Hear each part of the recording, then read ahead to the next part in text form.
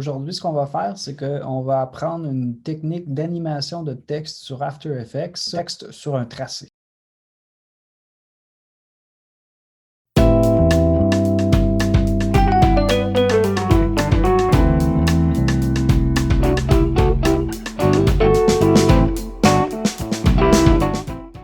J'ai mis dans le champ de recherche Vinyl Record parce que c'est probablement préférable d'écrire votre objet de recherche en anglais pour avoir plus de résultats. Et ce que je veux trouver là-dedans, c'est un disque vinyle sans fond, sans main, sans arrière-plan, juste un vinyle. Donc j'en ai trouvé un photographe qui s'appelle Brett Jordan. Si jamais vous ne le trouviez pas, parce que évidemment ça va changer de jour en jour, là, vous pouvez toujours prendre d'autres types de fichiers, quand même pouvoir comprendre la technique si vous n'avez pas le même fichier que moi. Ce fichier-là, il s'agit d'un JPEG. Le JPEG a un fond blanc derrière. Donc, je pourrais vouloir faire, ce serait d'abord d'éliminer ce fond blanc-là. Ce que je vais faire, c'est que je vais passer par Photoshop. Bon, là, je prends pour acquis que vous avez déjà travaillé dans Photoshop. Il ne s'agit pas d'un tutoriel de Photoshop. Fait que je vais aller dans After Effects. Dans After Effects, mes étapes de départ sont souvent les mêmes. Là. Je dois d'abord, pour commencer à travailler, créer une nouvelle composition. Ça, c'est ma composition. Maintenant, je vais aller importer notre Photoshop qu'on vient de travailler. Donc, je ne prends pas la version JPEG, évidemment, je vais prendre la version Photoshop avec la transparence. On va me demander si je veux un métrage ou une composition. Je vais choisir métrage parce que je n'ai pas de calque. Je vais dire OK. Ensuite, je vais glisser cet élément-là dans ma composition. S pour scale ou échelle. Je vais redimensionner mon disque. Je vais peser P pour position. Je vais aller voir la valeur Y. Y correspond à la hauteur. Dans After Effects, on commence à compter ici à 0. On descend ici jusqu'à 1080 parce que c'est ça la taille que j'ai définie pour ma composition. Donc, si pour Y, je tape 1080, ce qui va se passer, c'est qu'il va placer le point d'ancrage ici à 1080 au bas de la composition, puis je vais voir la partie supérieure du disque. OK, ensuite de ça, on va se créer le texte à partir de l'outil. C'est le même que dans tous vos logiciels Adobe, c'est le T. Cliquez sur mon outil, je vais cliquer dans l'espace de ma composition, puis je vais me taper un nom de compagnie fictive. J'ai choisi 33 vinyles. Évidemment que la taille puis le type de police que vous allez avoir apparaître à mon écran et au vôtre va être très différent. Puis la raison pourquoi, c'est la fenêtre de caractère. Vous pouvez toujours aller modifier les caractéristiques de votre texte de la façon suivante. Vous cliquez sur votre outil texte puis vous soulignez le texte et ensuite vous allez dans votre fenêtre caractère. Normalement, la fenêtre de caractère se trouve dans la portion de droite de votre interface. Sinon, vous pouvez toujours y aller la chercher à partir de fenêtre et caractère que vous avez ici. Peu importe ce que vous choisissez, l'idée, c'est peut-être d'avoir un petit rappel de ce qui se passe dans ma composition pour que notre composition paraisse cohérente. On va mettre aussi dans notre design un fond. Pour les besoins de ma démonstration, je vais juste faire ça simple et rapide. Je vais aller dans Calque nouveau, puis je vais aller me choisir un solide. Un solide, c'est juste un carré de couleur. Il y a peut-être des petits ajustements à faire par la suite. Sur nos textes, on peut aussi ajouter les styles de calque si vous aimez ça. Donc, calque, style de calque, en étant sur le texte, je pourrais aller choisir des ondes portées ou des trucs comme ça. Ces choses-là vont être à votre choix. Maintenant, on est prêt à créer un tracé sur lequel le texte va être animé. Je dois me servir de mes outils vectoriels. Ces outils vectoriels-là se trouvent dans deux différentes cases dans la barre d'outils. Vous avez les formes vectorielles, les rectangles, rectangles arrondis, outils lisses, polygones, étoiles. Puis, qu'est-ce que vous êtes capable de créer avec la plume? Je vais aller choisir la plume. Très important, lorsque vous voulez créer un tracé sur un texte, c'est d'être cliquez sur le calque de texte. Ça va être la façon de dire à After Effects que mon tracé, je veux qu'il soit sur ce calque-ci. Si par contre, j'étais cliqué sur rien, faites-le pas avec moi, ça va vous faire une erreur. Là. Ce que je vais voir apparaître, ça va être un nouveau calque qui apparaît, calque de forme 1. Si vous voyez ça dans votre projet, c'est une erreur. OK? On va l'effacer. Puis on va se reprendre, on va le faire comme il faut.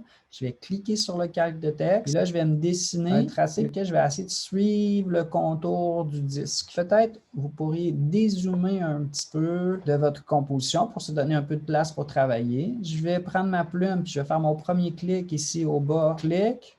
Ensuite de ça, je vais lâcher, puis je vais me placer ici en haut au centre de mon disque, puis je vais cliquer et glisser pour avoir des poignées de contrôle, puis contrôler l'amplitude de ma courbe. Là, je vais tout lâcher, puis je vais me placer en bas, puis je vais cliquer pour faire le dernier point de mon tracé. Puis pour dire à After Effects que j'ai terminé mon tracé, je vais enfoncer la touche Commande ou Contrôle, je vais cliquer dans le vide ou je vais tout simplement changer d'outil. On n'est pas allé boucler la boucle ou fermer la forme, ça c'est un tracé ouvert. Ça va nous servir de chemin pour notre texte. Si jamais il y avait des ajustements à faire, évidemment, vous pourriez prendre votre outil flèche et aller retravailler la position des points d'ancrage ou l'amplitude des courbes de la même façon qu'on le ferait dans Illustrator. Okay? Une fois que vous êtes satisfait, vous venez sur votre calque. On a un ensemble qui s'est ajouté parce qu'on a dessiné un tracé qui s'appelle masque. Hein, c'est un tracé ouvert, mais After Effects le considère aussi comme un masque. Là. Ça vous aide à comprendre. Vous pouvez toujours renommer ce masque-là. On l'appelle masque 1 par défaut, mais n'importe quoi dans After Effects, si vous cliquez sur le nom puis vous tapez sur Retour ou Enter, vous pouvez renommer. Vous pourrez aussi, si jamais le masque était rose puis le fond était rose puis j'avais de la difficulté à le voir, je peux toujours changer aussi sa couleur pour le mettre d'une couleur qui va être plus apparente. Après ça,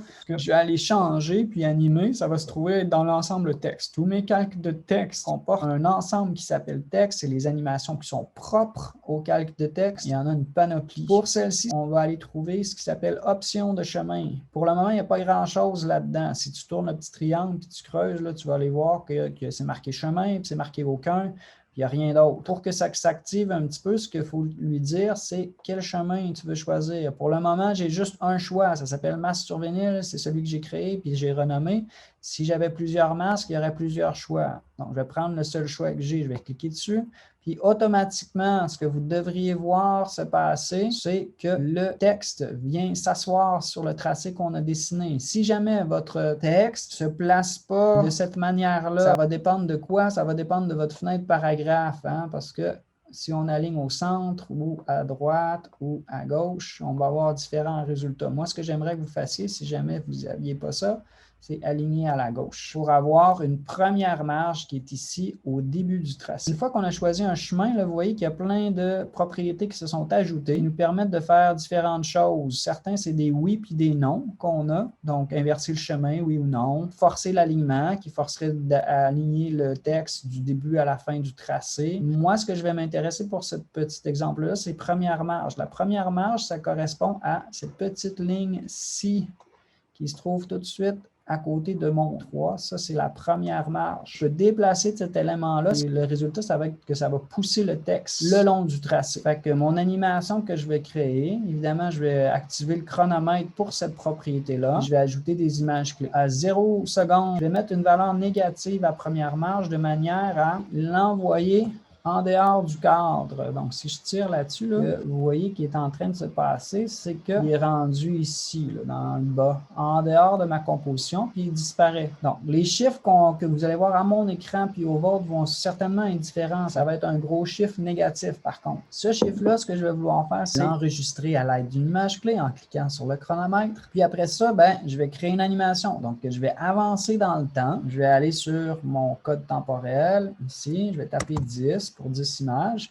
Je vais faire Enter. Je vais changer la valeur de première marge. Je vais aller vers les chiffres positifs. Ça devrait être un chiffre qui est plus grand que 0 normalement. Je vais aligner mon texte ici, en haut au centre. Okay, donc, je vais avoir un premier mouvement comme ça. Je veux qu'il y ait une espèce de temps d'arrêt rendu en haut ici. Donc, je vais répéter cette valeur-là. Là, je suis à 10 images, puis ma valeur, c'est 744. Donc, si j'avance, disons, de 1 seconde, je vais écrire 1 seconde, 10 images. Je vais ajouter cette même image clé-là. Je pourrais la copier puis la coller ou je peux cliquer dans le petit losange vide ici. Donc, ça me donne un espèce de temps d'arrêt. Puis après ça, le texte va continuer le long du chemin, mais aller vers la droite. Donc, je vais avancer dans le temps encore. Là, je voudrais avancer probablement de 10 images. L'animation du début puis celle de la fin est la même durée. Fait que je peux aller dans mon code temporel puis taper plus 10. Puis, je vais mettre un gros chiffre cette fois-ci de manière à faire sortir mon texte de la composition par la droite complètement. Je pourrais rajouter des lissages de vitesse. Je me fais une zone de sélection pour sélectionner toutes mes images clés. Elles deviennent tous bleues. Je vais faire un clic droit sur ces images clés-là. Je vais aller à l'assistant d'images clés puis je vais dire lissage de vitesse. OK, pour que ça soit un petit peu plus dynamique, je pourrais faire tourner le disque en même temps. R pour rotation. Je ne peux pas mettre les mêmes valeurs numériques, mais je vais mettre les mêmes valeurs de temps. On va regarder ce que ça donne. Il y a peut-être des ajustements. Là, je trouve ça un petit peu rapide. L'ajustement de la vitesse, je pourrais aller cliquer sur mes deux calques. Donc, clic, Shift, clic sur mon calque de texte et mon calque Photoshop. Je vais faire U pour voir toutes les images clés qui sont associées à ces deux calques-là. Je vais sélectionner toutes les images clés. Je vais prendre une des images clés à son extrémité. Je vais enfoncer la touche Alt. Je vais tirer là-dessus. Ça va les espacer un petit peu plus puis augmenter la durée.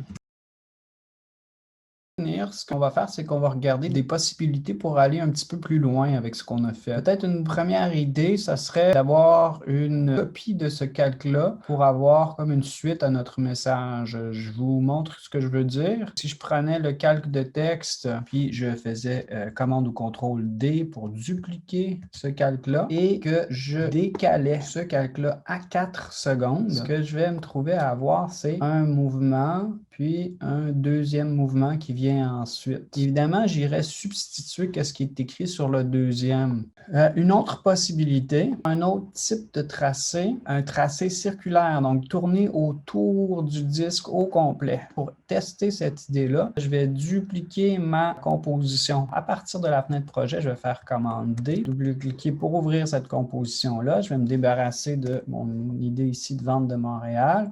Ce que je vais devoir faire aussi, c'est M pour voir le masque sur 33 vinyles, puis je vais le supprimer avec la touche supprimer sur mon clavier. Je vais prendre mon disque, réduire son échelle, placer un petit peu plus au centre. Là, j'aimerais ça avoir un texte là, qui va tourner autour de ce disque-là. Donc, le nouveau masque, cette fois-ci, au lieu de le faire avec la plume, je vais y aller avec les formes. Outil ellipse. Je vais me placer ici au centre. Dans After Effects, pour dessiner à partir du centre, ce n'est pas Alt comme dans Photoshop, c'est la touche commande ou contrôle. Je vais enfoncer Shift aussi, puis là, je vais me faire un masque circulaire pour aller autour de mon disque. Remarquez là, que mon texte est disparu. La raison pourquoi, c'est que cette affaire-là, c'est un masque. Hein? Fait que vous voyez qu'est-ce qu'il y a à l'intérieur du cercle qui va être visible, puis qu'est-ce qui va être à l'extérieur du cercle qui va être invisible. Pour le moment, on ne va pas s'inquiéter pour ça. Une fois que notre masque est créé, je vais revenir à Texte, comme on a fait tantôt. Option de chemin, je vais aller choisir mon chemin. Je vais aller choisir le masque 1 comme chemin. Et là, ce que vous allez voir, c'est que par défaut, le texte va aller se placer à l'intérieur du cercle dans mes options de chemin qui viennent d'apparaître, puis aller dire inverser le chemin. Une fois que c'est fait, il s'agira de mettre des images clés sur les valeurs de première marche, dépendamment de l'animation que vous voulez faire comme point de départ.